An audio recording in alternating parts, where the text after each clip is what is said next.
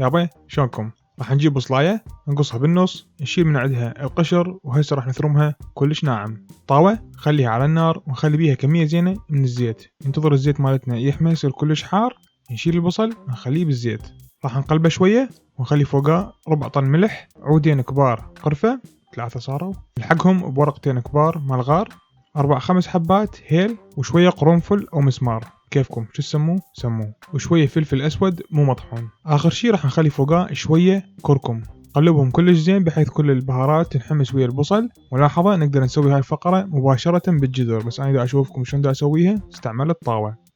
هسه راح نشيلهم ونخليهم بالجدر. باعوا مالكم علاقة، سووها مباشرة انتو بالجدر.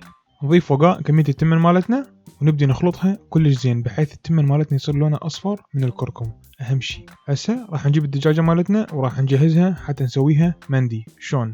حتى نسوي لها باتر فلاينج واللي هي مثل الفراشة نفتحها. شلون؟ راح نشيل الجزء الخلفي هذا اللي تشوفون شلونه، ندخل بيه سكينة حادة ونقص العظم مالته من الرقبة الى النهاية ونشيله كلياته.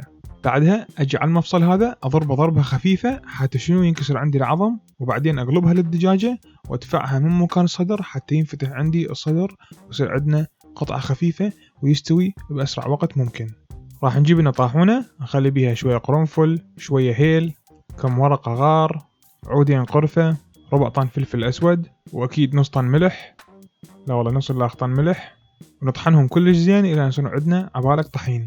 تحبون المندي مالتكم شوية حار خلوا فوقها كاين او شطة او اي فلفل حار عادي، واكيد لا تنسون تخلون وياها كركم. هسه راح نبهر الدجاجة مالتنا كلش زين بالبهارات ونفركها اهم شي بالجلد، جوا الجلد يمنى يسرى فوق جوا كلها تتغطى بالبهارات مالتنا. اذا شفتوها شوية صعبة خلوا فوقها شوية زيت راح تسهل عليكم عملية توزيع البهارات. هسه راح نغلفها كلش زين ونشيلها نخليها بالثلاجة تتبل اقل شي ليلة كاملة، كل ما اطول كل ما احسن، كل ما النكهة تصير عندنا مركزة. ملاحظة هاي التتبيلة يسموها dry curing، يعني تتبيلة جافة، احسن من التتبيلة السائلة اني اشوف. بعد ما نتبل عندنا الدجاج راح نجيب التمن، راح نخلي فوقه مرق الدجاج او اي شيء انتو عندكم، لحم ماجي كله يشتغل. وراح نجيب هسه عندنا سيلوفين وراح نغلف الجدر مالتنا من فوق كلياته ونسوي بيه عبالك قاعدة. هاي القاعدة باعش راح نسوي بيها، نجيب شيش وراح نثقبها كلش هواية، كل ما كانت ثقوب هواية كل ما احسن. حتى شنو؟ راح نخلي فوقاها بعدين الدجاجة. هاي الدجاجة راح تبدي تنقط من تستوي، تنقط الدهن مالتها كله وين يصير على التمن، فشي رهيب. راح نغطيها من قاطن لاخ سيلوفين كلش زين بحيث نحاول نحفظ على البخار اللي راح يتكون عندنا من المي مال التمن حتى يطبخ لنا الدجاجة. وراح نشيلها وندخلها في فرن فوق وجو حرارة 200 تقريبا ساعة إلى ساعة و40 دقيقة.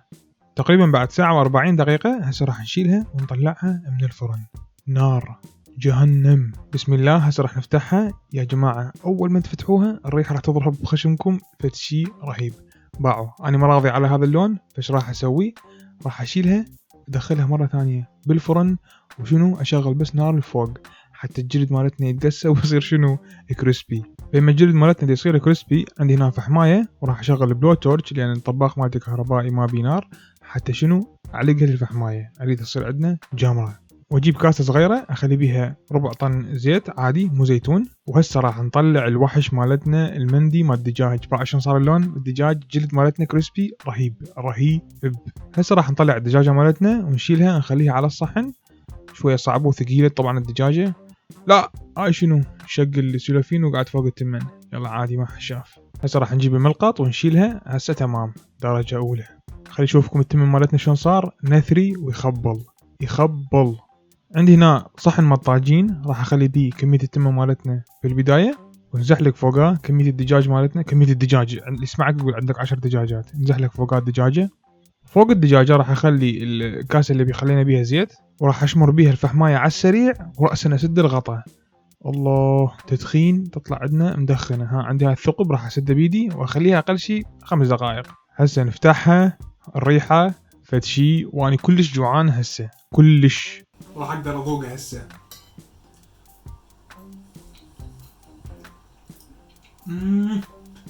طعم الدخان فوق الدجاجة.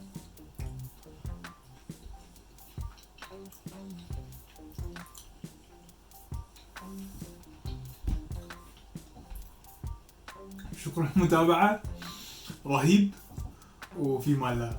واللي يحب يشوف فيديوهات بعد تابعونا على انستغرام، فيسبوك، يوتيوب.